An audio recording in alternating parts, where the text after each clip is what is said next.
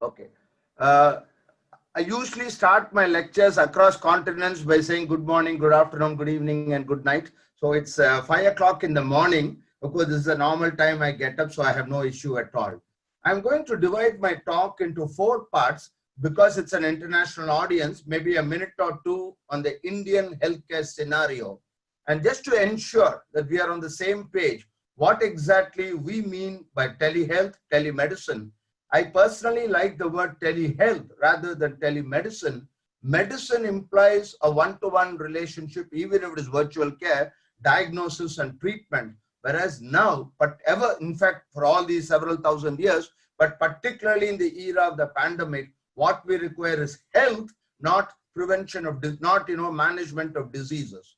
I'm also going to spend about 8 to 10 minutes on illustrations of public-private partnership, social investing, as Professor Aimike calls it, deploying telehealth in the BC era.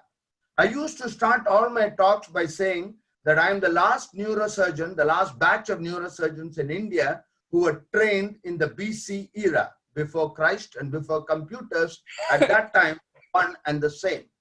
When I qualified as a neurosurgeon, there was no CT scan in the country. But today, the word BC is being used as before Corona and after Corona. I really think, or COVID, whatever you want to call it.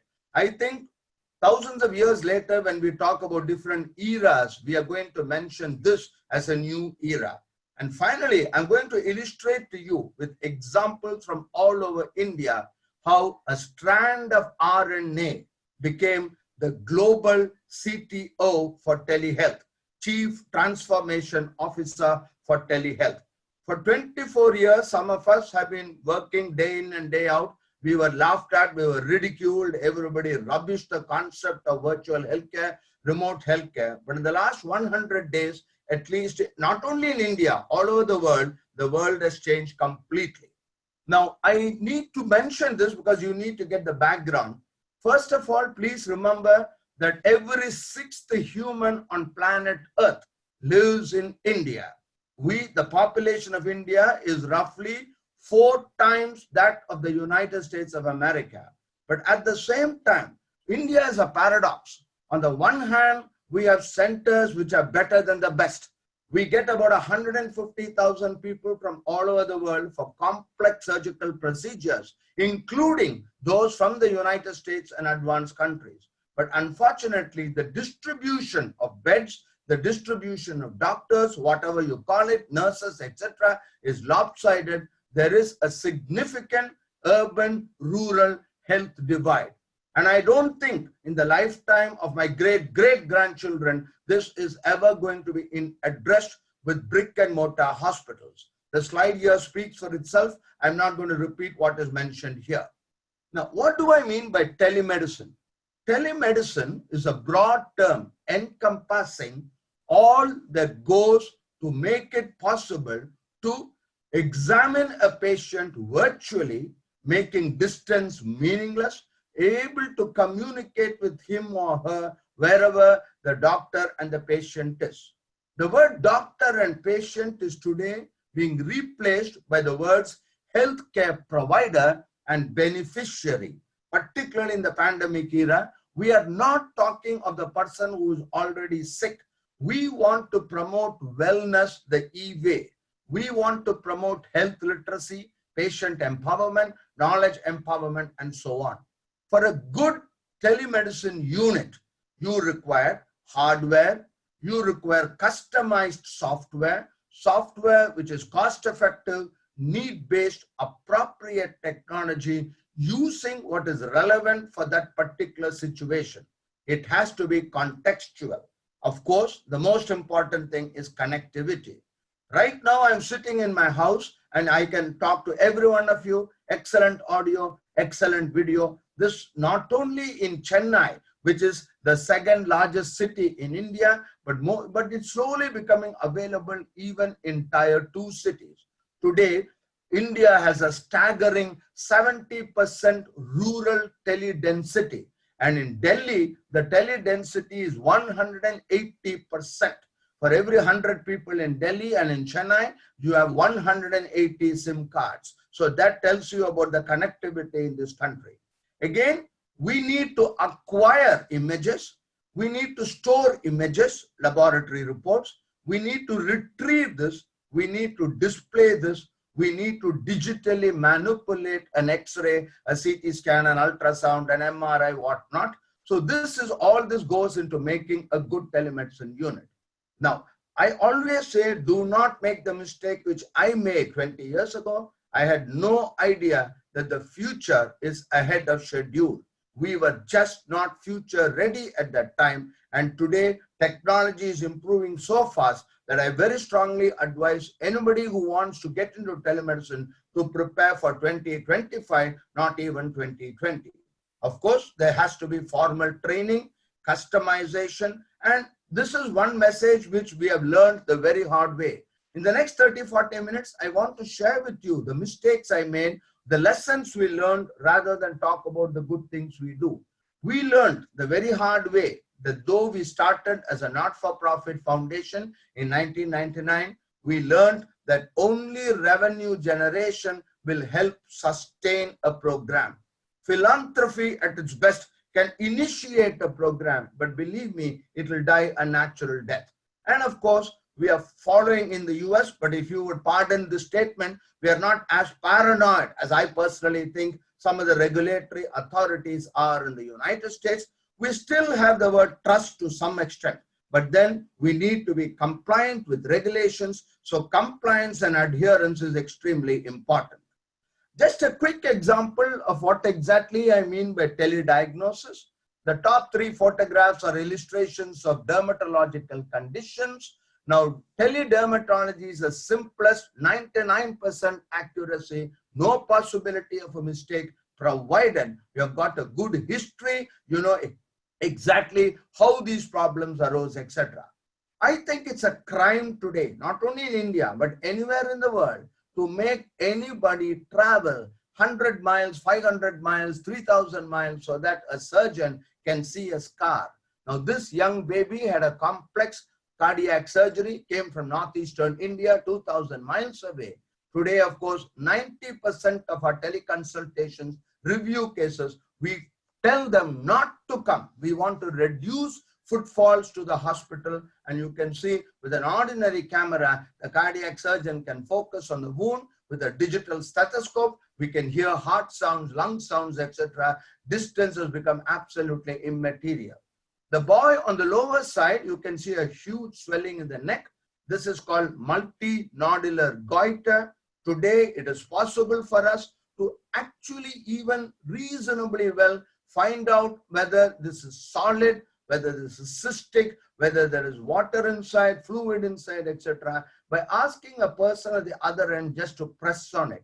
Again, I can put a stethoscope on the thyroid and I will be able to hear the sounds of blood flowing through the thyroid, which enables me to see the vascularity of the tumor.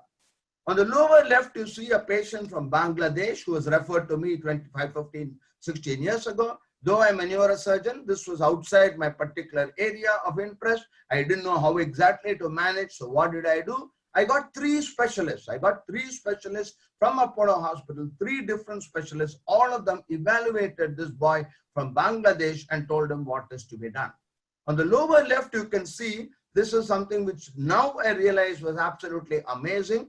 Unfortunately, a problem we have in India is we are so overwhelmed with the clinical load, and Apollo Hospital is a corporate hospital. It's not a university, though we are involved in teaching to a large extent, increasing extent. I just don't have residents, I don't have junior doctors, etc. And therefore, we were not able to publish this.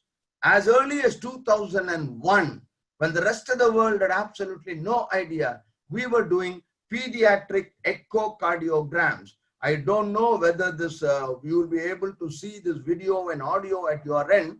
I've just switched on the video. I can hear the blood flowing through the upper chamber into the lower chamber. And believe me, this was done in the village of Aragonda, an absolute village, Dr. Pratap Reddy's birthplace. This was mentored, telementoring by a pediatric cardiologist. And you can actually see the date on the photograph. This was in October 2001. We did more than 200 patients before our cardiologist went elsewhere. So this is what, just a very quick background on telemedicine. Next couple of minutes, as Dr. Aimike had specifically requested me, this is on public-private partnerships which you are doing confined to healthcare. Now, obviously, we, to the best of my knowledge, are the largest player in public-private partnership in telehealth, not only in India, but perhaps anywhere in the globe. You can see we have a couple of months ago covered 10 million teleconsultations over the last 6 years only in public-private partnerships. Our first public-private partnership was in the Himalayas. Several papers have been published on this, and today we have about 8 major projects all over the country. I'm very confident that with the onset of the pandemic, the government is going to realize that public-private partnerships are the only way to do it. I've been here twice, and this was how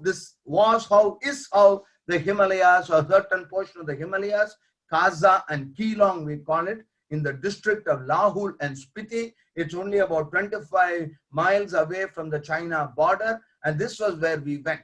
The people whom you see in the middle frame are not laborers. A big mistake I made was I had no idea. When we signed the contract, I thought there would be labor there, but my staff went there, and then to our horror, we found there was no labor there. And some of these people have master's degree in computer applications. One of them is an MBA and so on. But I have a fantastic team, and somehow we are not flattening the curve.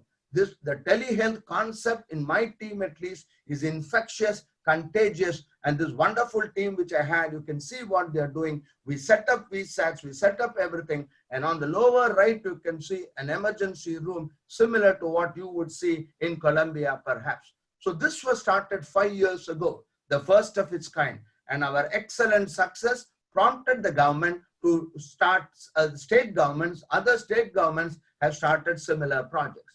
As of 3 days ago, again, I have an outstanding system. If I was younger probably or more enthusiastic, I could have got these statistics updated 2 hours ago. That is what we do. We have a real-time dashboard, and you can see as on 30th June, we had treated more than 18,712 patients. This is not by itself a huge number, but when you recollect that the entire population of this isolated district, where the temperature is minus 25 degrees centigrade for 5 months in a year, all roads are blocked due to landslide, helicopter evacuations, which are extremely difficult, were what was required. You must understand that we have become very popular. In fact, the government was forced to renew our contract because the public, represented by the local MLA, Member Legislative Assembly, said that the public will go on strike if they don't have this service continued. So this is what we are doing in the Himalayas.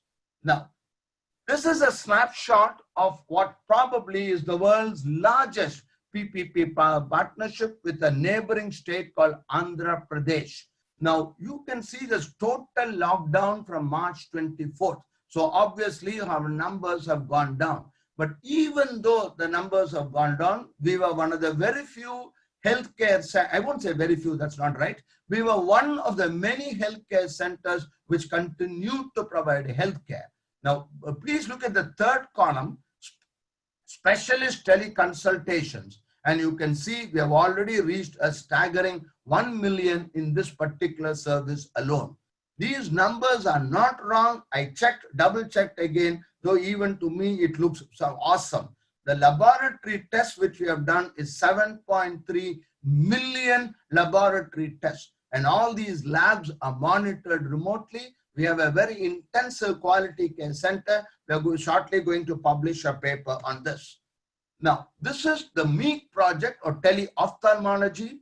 115 existing rural vision centers were outsourced to a private player, namely the Apollo hospitals, about 2.5 years ago. I have my staff in each of these vision centers, and you can see the second column, the right one, cumulative, as of, this was April, I just didn't get the updated statistics, 350,000 fundus images were seen by 30 ophthalmologists in the city of Chennai. And believe me, 90% of these people, the turnaround time, the average turnaround time is 15 to 20 minutes. In 15 minutes, they get a color printout, digitally signed with an ophthalmologist report annotated, which even tells you that this is the diabetic retinopathy, hypertensive retinopathy, normal fundus, etc., etc. They get a printout.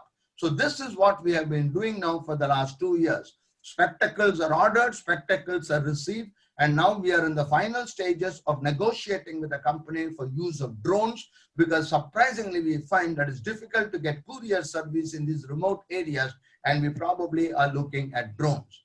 We have a dashboard. This is again public money, so everything has to be totally transparent in real time. Any of you are most welcome to look at this dashboard.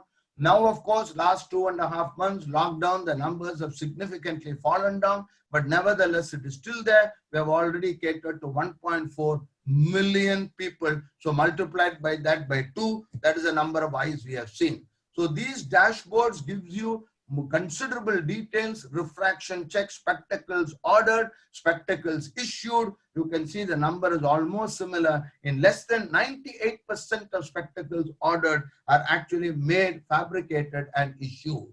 This is a similar project, a smaller one, in India's most populated state called Uttar Pradesh.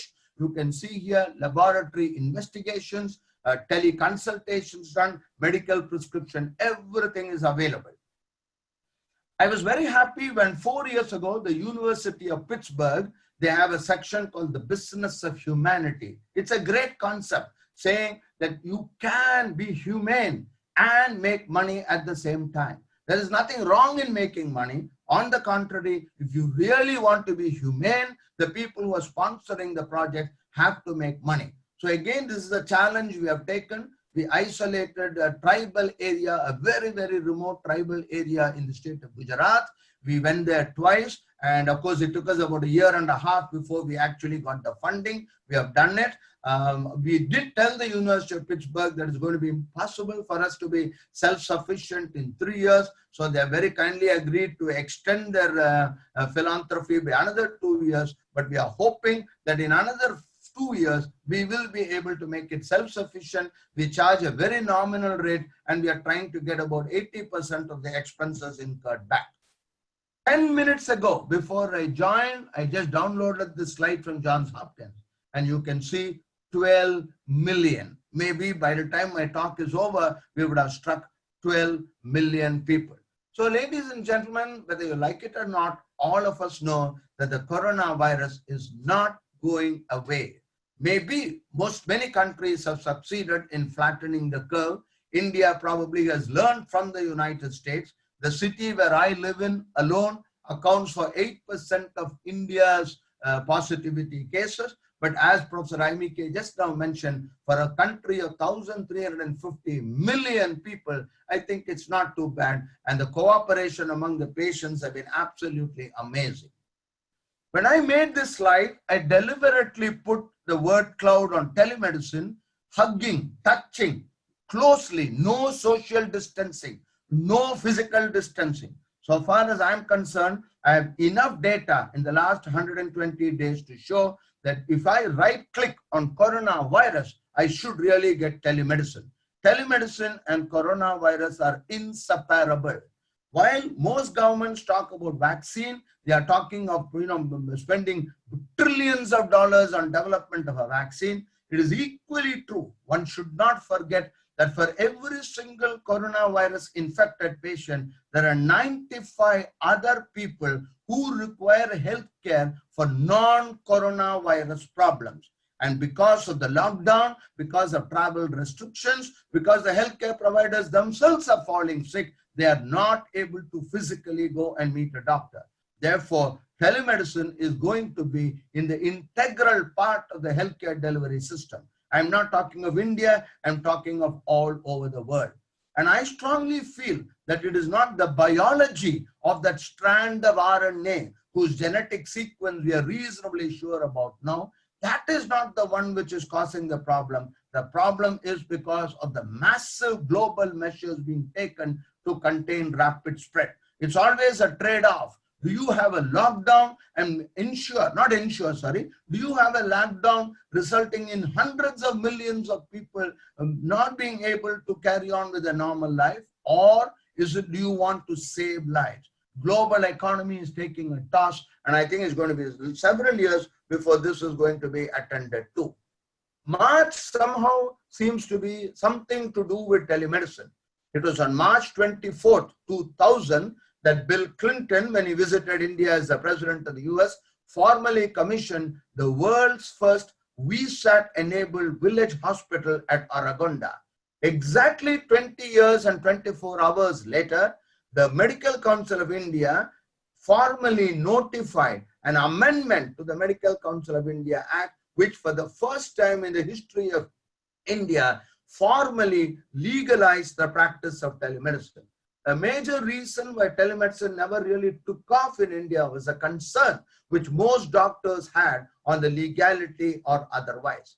Again, by a coincidence, I don't know how many of you know, it was on March 12, 1876, that the world's first teleconsultation was made by Alexander Graham Bell. The world's first telephone call was a call for help. Watson, come here, I want you, said Bill for Alexander Graham Bell when he spilled battery acid on himself. Therefore, telemedicine is not new. It has started even in the 19th century. Oh, sorry, something wrong with my slides. Okay, I've already mentioned to you that I think the single individual most responsible for the notification was the Global Transformation Officer.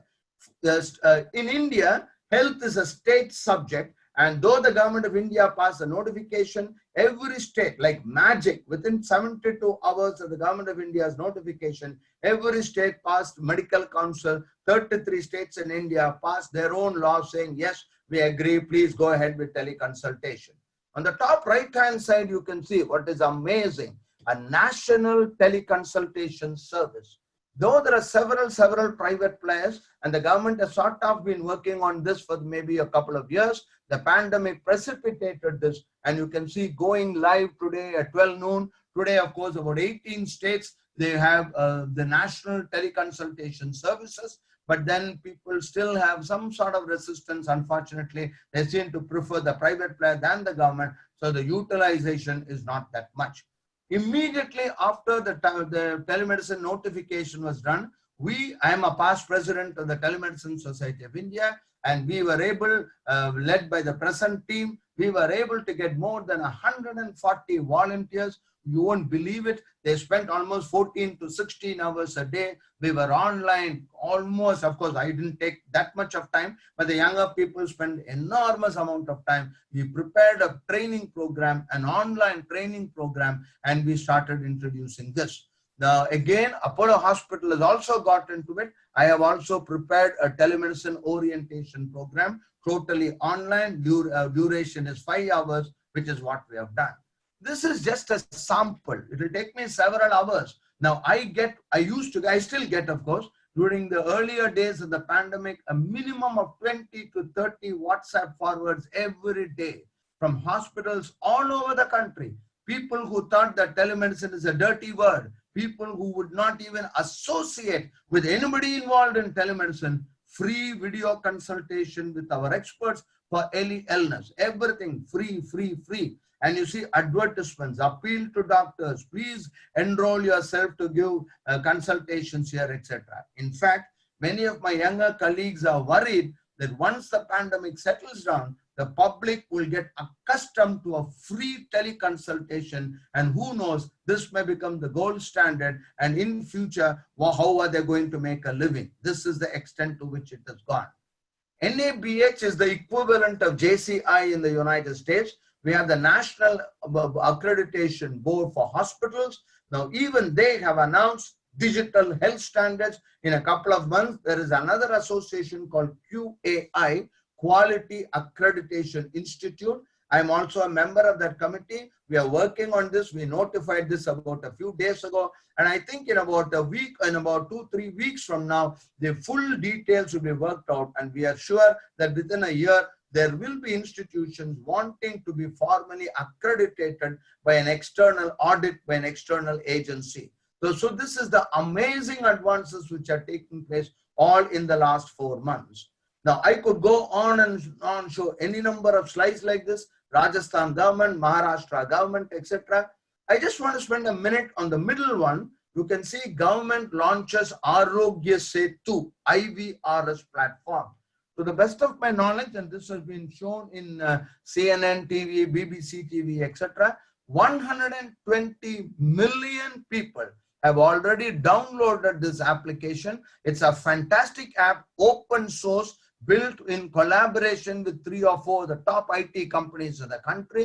Today, I have also, all of us have been literally asked to download it.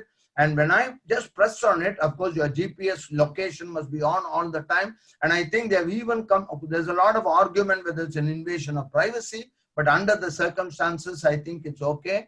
Today, I can find, I know exactly that there are 29 people who have coronavirus within 300 millimeters of where I am. So this is the application. Plans are already underfoot to see if this extensive platform can eventually be converted into a healthcare platform. And again, a committee has been appointed, and I'm sure it's going to happen in my lifetime, where at the moment, like your social security card, we have what is called the Aadhaar card. I think the Aadhaar card was also a chapter was there in Professor Imike's book. Sir, the Aadhaar card is being worked upon, and I think every single citizen of India, 1,350 million people, maybe it will take 5 years, but it is going to happen, will also have a unique health identifier, which means private hospital or government hospital, center or state, Andaman and Nicobar Islands or Delhi, it doesn't matter, anywhere within the geographical constraints of India, you will be able to retrieve your healthcare record from the cloud. This is going to totally revolutionize healthcare. Again, Apollo has been very active, Sanjeevani, telehealth seva for non-COVID patients, etc. I want to spend a minute on this slide. On the lower left, you see All India Institute of Medical Sciences, the showpiece of Indian healthcare. We have nothing which any other country has got. This is the showpiece of India. So they have recently, they did have a telemedicine department which was lying dormant, but now they have reopened it, and for the last 4 months, their OP was closed because Delhi is one of the most affected areas. Everything was done virtually. Now look at the right side of the screen. On the right side of the screen is what probably is now taking place every second. Maybe thousands are taking place any second. I'm just going to read it out. My son is 1 year, 5 months old. He's a bit cranky and having fever. Can I give him some particular medicine, Metformin syrup? And the doctor replies, I will be providing services via teleconsultation. You are requested to transfer the consultation amount to my account, etc., etc. So this is what is happening. The government of India, understanding the pandemic, have actually also mentioned that you can use WhatsApp, you can use Google Face and many other products which normally would not have been used for a teleconsultation. These are again examples. Another very interesting thing which is developed is political organizations. They have got into telemedicine.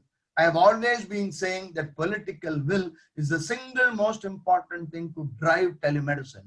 You can see here photographs of political parties which have made their own telemedicine app, and they are launching it. In fact, a competition has now come between various political parties. 6 months ago, if I was giving a talk, and I've given several talks on the use of robots and drones, I would have had to download these slides from the internet. Today, I am very happy that people from other countries can download slides from India. The top 2 slides you can see, I'm also a part of the Department of Biotechnology. I am part of a committee which evaluates proposals for funding. And believe me, the Corona Accord, we have got 739 applications for funding. The government has set apart $250 million for funding for projects, Make in India initiative, Digital India, etc. Robots have been successfully made and deployed all made by boys and girls 20, 25 years old, indigenous, 100% indigenous, at 1/10 the cost of robots in China and Japan. Necessity is a mother of invention. And I think at least 50 to 100 hospitals in India are today using robots. The slide at the bottom shows drones. Drones totally made again by young boys and girls, startup companies. On the left-hand side, you can see in Bengaluru, which again is a hotspot, a loudspeaker attached to a drone, and the drone going up a multi-story building and in the local language telling the people, do this, don't do that. Pizzas being delivered through a drone. I mean, all this I read about in California, I read about in the United States, but this is what the pandemic has done to us. Now, clinical guidelines, this being a mixed audience, I'm obviously not going into the details, excepting to tell you that today guidelines like this are available.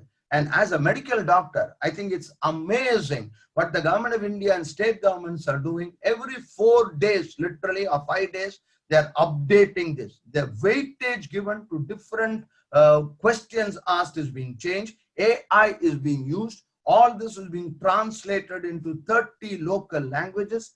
We have a category called ASHA, Associated Social Health Activist, which has been in existence for maybe about 8 to 10 years. All of these people are computer literate. They have a tablet which they give. They go to the remotest part of India, areas where the nearest bus station, bus stand is probably 5 kilometers away. These people using a dongle, you may not really have sophisticated connectivity at that time, or they enter all this, they come back to a place with this connectivity, upload it in the cloud. And Big Brother in Delhi is watching this, and in real time, millions of information is available. This is analyzed just like Google Analytics. India has got its own analytics, the public health system. They're able to look at trends, at what is happening, etc.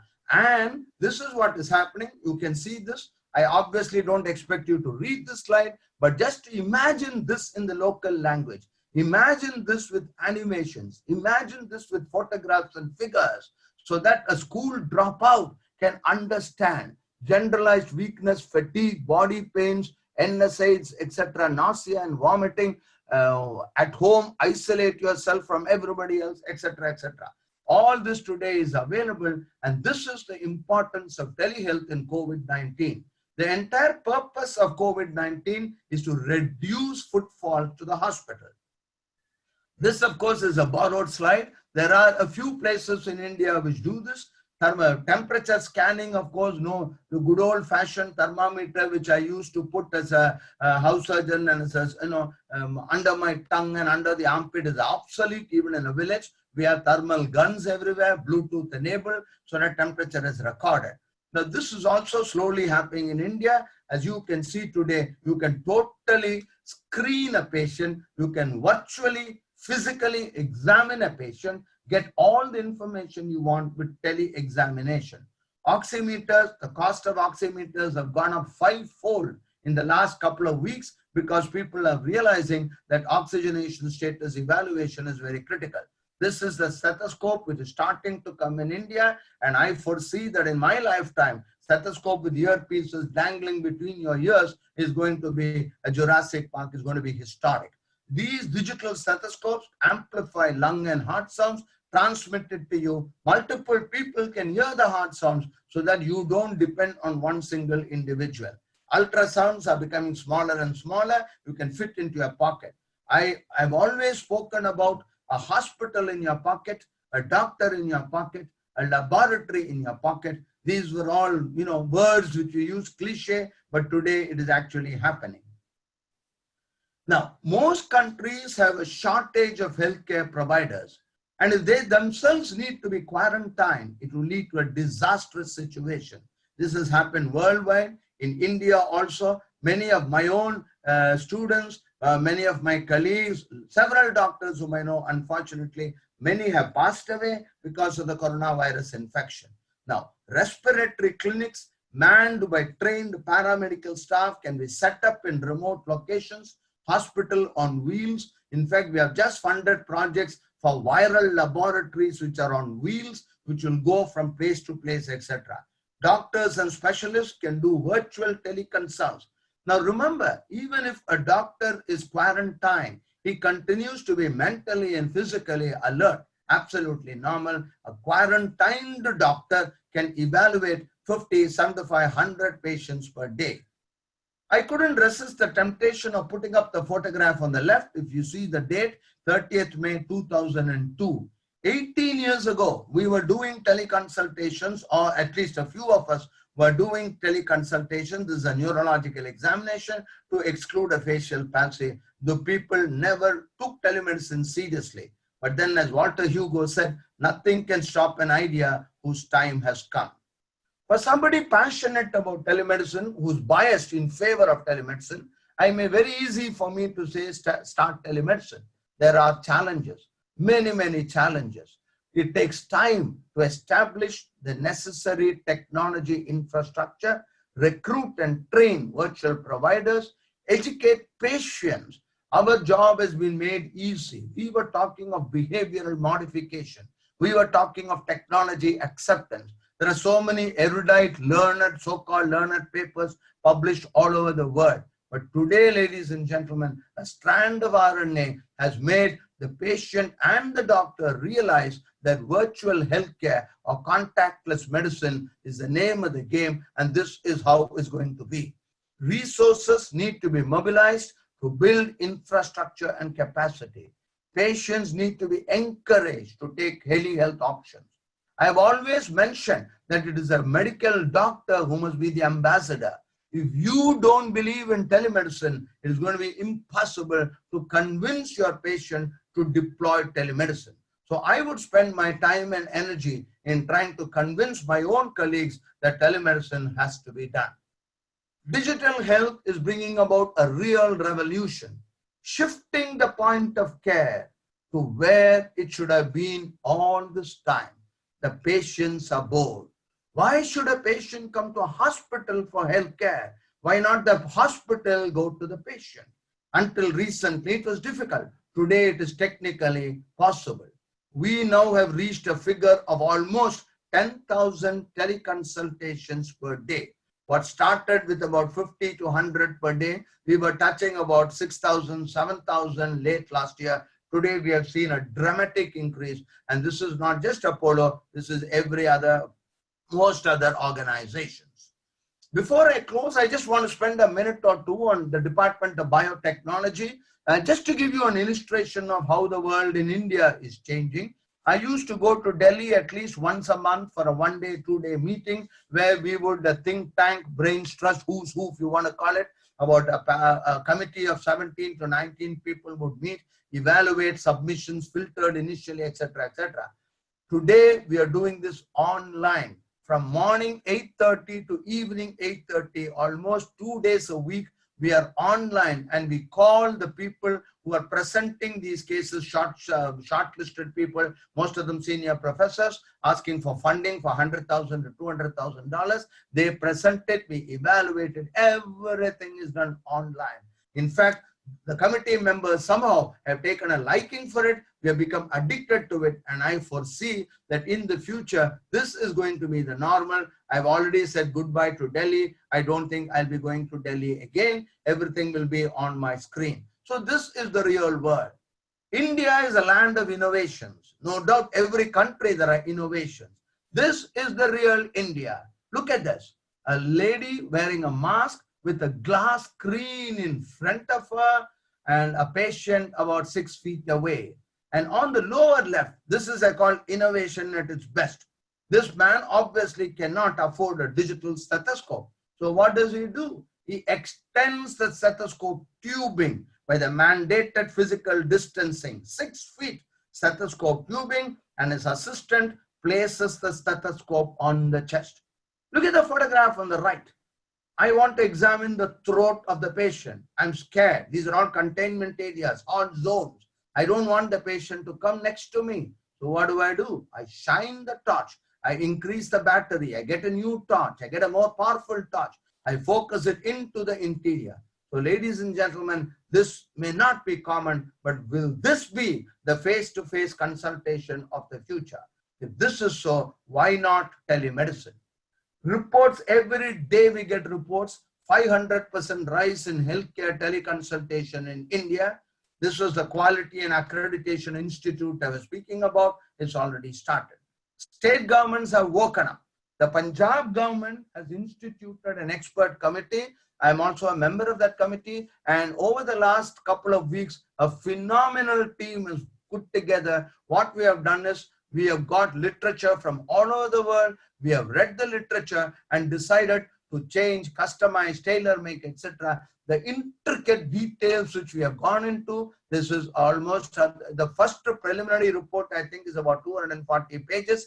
A high power committee will evaluate it. And as per the government of Punjab, by October, they want to have a full-fledged, who knows, maybe a department of telemedicine, which will be a subdivision in the Ministry of Health and Welfare. This is what is happening throughout the country.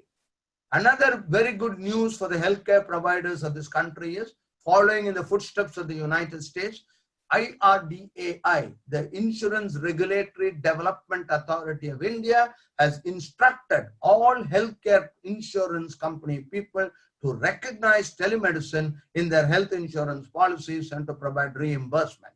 Of course, it will take several months before it is actually implemented. Unlike the United States, in India, even though the numbers are steadily increasing, I would guess, as a guesstimate, not more than 30-35% of the country have some sort of insurance coverage. May not be through a private insurance company, either the government or the state government or organized employer, etc.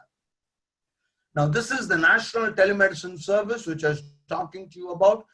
Patient to doctor, 18 states have already adopted it. 60,000 consultations, of course, which is a very, very small number. Probably this will get increased. Before I conclude, I just want to give you some statistics. Pre-COVID and post-COVID, my colleagues have been very kind enough to provide me with this data, which I had asked them for.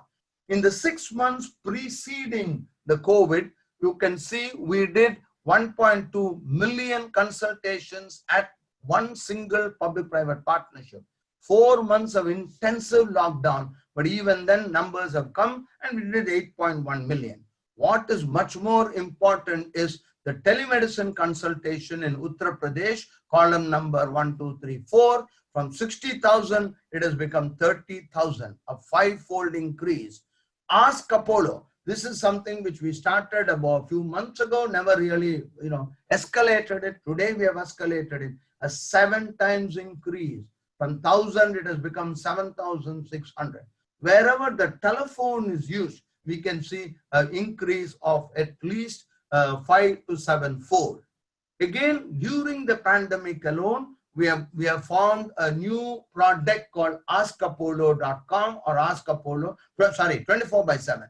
24/7, sorry, not Ask Apollo, 24/7 Apollo, and you can see 12 million people have so far taken the COVID risk scan using AI. Of course, Apollo Hospital is not the only organization. You have a government and you have many, many organizations which are doing this. Huge numbers of people have taken this, and when there is a significant risk, they are strongly encouraged. In fact, they are followed up and asked to get themselves tested. So this is the way technology is going. I cannot help but become a little emotional. For somebody who started telemedicine as a hobby in 1996, today we have the largest 24/7 medical response center in Hyderabad. We have another company called Apollo Telehealth Services, which is a for-profit commercial arm of the company. We have a CEO and a staff of a very senior staff and middle and junior staff. We had almost 3,500 people, about 400 permanent employees. The rest are on specific projects. I'm sure every one of you are aware of TCS, Tata Consultancy Services, a world-renowned multinational company with head office in India. I think they have about 27,000 employees in the US, 75% of whom are Americans. They have announced that what is going to happen in the next 2-3 years, and this is not just TCS, most of the big companies in India, many of them are advertised saying their office spaces are now available for rent. My son-in-law who works in Adobe, He has been told by his company that till December end, he will work from home. Of course, my son works in Google in Mountain View. Google has said, next year we'll see, and you need to get permission to come to office. This is a slide which I've been using for several years. I never in my lifetime thought that are we ready for a hospital which has no patients. I am ready, and I think this is the future. Hospitals of the future will be confined to surgical procedures, polytrauma and things like that. The medical wards, most of it, laboratories and so on. Even CT scans are going to become mobile. We already have mobile CT scans, portable, and you will see that instead of the patient coming to a physical brick and mortar hospital, whatever services are offered by the hospital, 80% of them will come to where you are. So we will be shifting the point of care from a hospital to an office. You will have health kiosks, AI, semi-automated, automated kiosks with robots. All this is going to happen in India. This is what is going to happen. And why am I so optimistic about it? I'm so optimistic about it because no less a person than the Prime Minister of the country, on at least 4 different occasions, all the 4 occasions when he addressed the nation, he specifically spent a minute, 90 seconds on telemedicine. He is advocating the use of telemedicine, and if the Prime Minister is personally talks about telemedicine, I think the government will fall suit. And once we have the support of the government, telemedicine is going to take off in a big way. Thou shalt digitally transform. In fact, I have 10 commandments. For lack of time, I'm not enumerating the 10 commandments. My favorite quotation is that of Charles Darwin. It is not the strongest, not the most intelligent who will survive, but those who can best manage change. And to paraphrase Winston Churchill, never ever let a good crisis go to waste. Confucius said, the journey with 1,000 miles begins with the first step. I think we have not taken the first step. We probably have gone several miles ahead. And this is what the benefits. It is very sad that we require benefits from something like the coronavirus. We are going to conquer the coronavirus. But as a byproduct is going to be telehealth, which is going to become absolutely normal and part of our daily life. Thank you, sir. Thank you once again for giving me this opportunity to share with you some of my thoughts.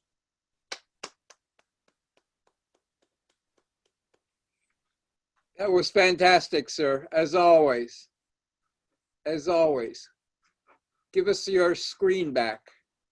Yeah, I'm just trying to figure out how I know, I have the same problem.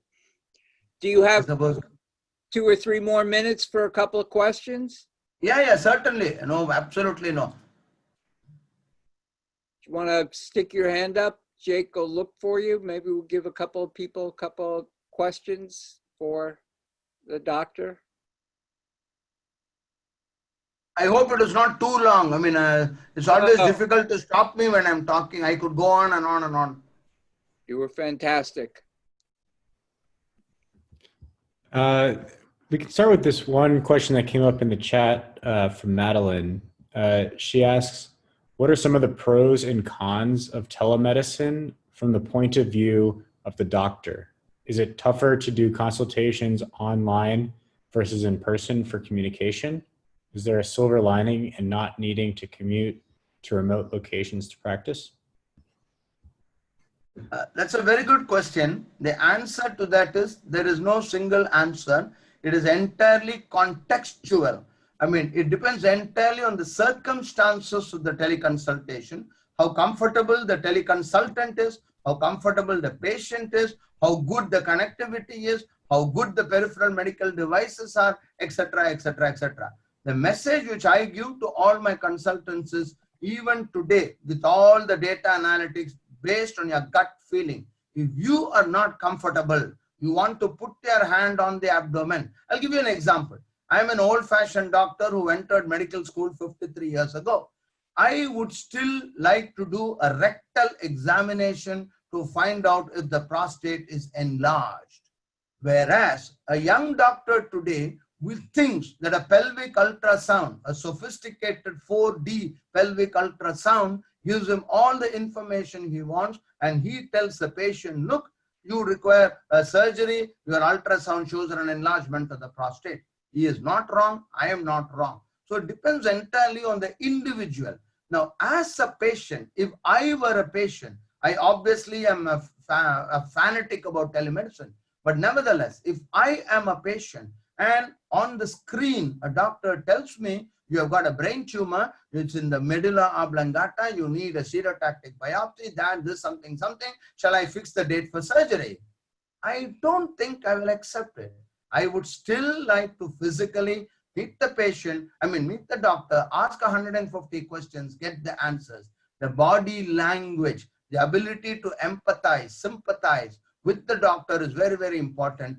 Tender loving care is still required. Technology cannot replace your ability to commiserate with the patient. So the answer to your question, madam, is yes and no. It's entirely contextual based. On the other hand, lockdown, not to forget the lockdown. If the nearest super specialist is 200 miles away, it's going to take me 3 hours, 2 hours to go, 2 hours to come back. It's a refill, it's a review. I've already seen him. It doesn't make sense at all. So it's entirely contextual.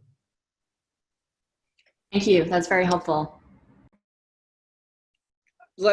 Can I ask? Probably it depends, but in general, is there a possibility of providing better care at a lower overall cost by expanding telemedicine, assuming that the infrastructure is in place? Absolutely. There are enough studies, and we ourselves, unfortunately, I have not published this, but there is evidence, good, solid scientific evidence to share that a big project is extremely cost effective. Now, we have submitted a report to the government of Himachal Pradesh where we showed that over a period of time, over a period of 3 years, I don't know enough of finance to tell you about amortization, this, etc., but depreciation and all that. But over a period of 3 years, we have shown that the cost for delivering a teleconsultation is less than $2 at a height of 14,500 feet in the Himalayas. There is no question about it. And I think the way to go would be to identify pockets, populations, 10,000 people, 50,000 people, 100,000 people, have a team of teleconsultants look after a specific population. That way it is extremely cost effective. The doctor is happy because he is paid not on a per case, he is paid a very good salary. So he is assured of his salary, whether he sees patients or not. The patient pays a very nominal subscription. The huge numbers, the number game, the more the numbers, the less the cost. I totally agree with you. So, and that argues too for shifting from telemedicine to telehealth, to reorienting our whole healthcare system to be a healthcare system, not a medical system. Absolutely. We've got time for one more. We've got one last question.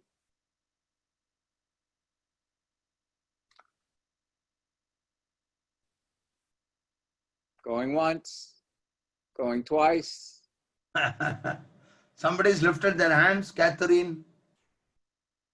Thank you. I wanted to get your opinion on the transition that the United States has made, that for years you could not have appointments with doctors reimbursed if they were done remotely or by telephone.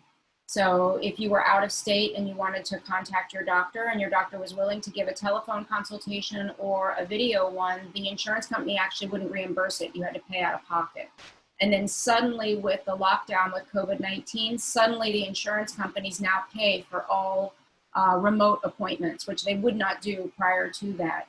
Do you expect that the insurance companies in the United States to revert back to only reimbursing appointments that happen in person? Or do you think that the United States will now begin to authorize telemedicine as a valid form of consultation? Madam, you must ask your congressman that question. I honestly wouldn't, I'm not competent to answer it. But having said that, let me tell you from a behavioral point of view, it doesn't matter whether you're in America or India or Africa, it doesn't matter at all. The color of your skin doesn't matter at all. Once you're accustomed to something and you find that it is in your interest, it's good, I think that is going to prevail. I mean, I'm sure the congressmen and the people who are in charge of this advocating or promoting such legislation, there will be a hue and cry all over the world if after you give somebody a cake to eat for 6 months or 1 year or 2 years, and after 2 years you're going to remove the cake. Nobody would like it. So my gut feeling is it will continue, but of course they will put stronger measures in place.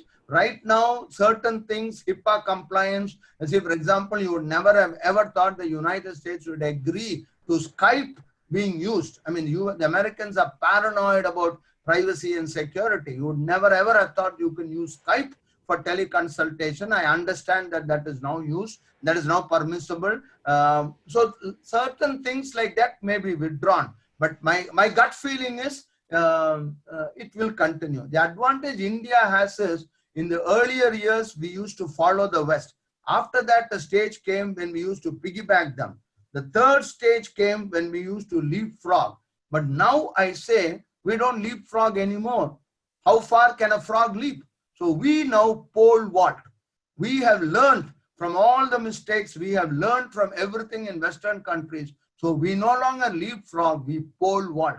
So India has started off its telemedicine by unambiguously stating that all the I'm a licensed practitioner in the Tamil Nadu Medical Council, which is an integral part of the Republic of India. And therefore, I can do anything I want as a healthcare provider without re-registering in any one of the 33 states or the 9 union territories. Thank you. Doctor, thank you so much. It was just incredible, as you always are. And I am Thank you, sir. Were the slides interested. okay? Was the audio video okay? Perfect, perfect, perfect, perfect, perfect. So you can either take a nap, have your breakfast, go to work, and we'll all go home and have dinner. Thank you. Thank you. Somehow I don't consider it as work. That's all the younger people here. I want to emphasize that I have never considered whatever I have done as work. When people ask me how many hours a day do you work, I can't answer that question. I enjoy what I'm doing. I think that's the most important thing. Once you enjoy what you're doing, the question of work does not come at all. I think that's one of the many things you and I have in common. So good night, doctor. Or good Thank you, morning. sir. Thank you once again for all of you. I look forward someday to meeting some of you, at least physically, I hope. We'll get you to New York someday soon. Thank you, sir. Doctor. Bye. Good night. Jake, do you have any last words for the team?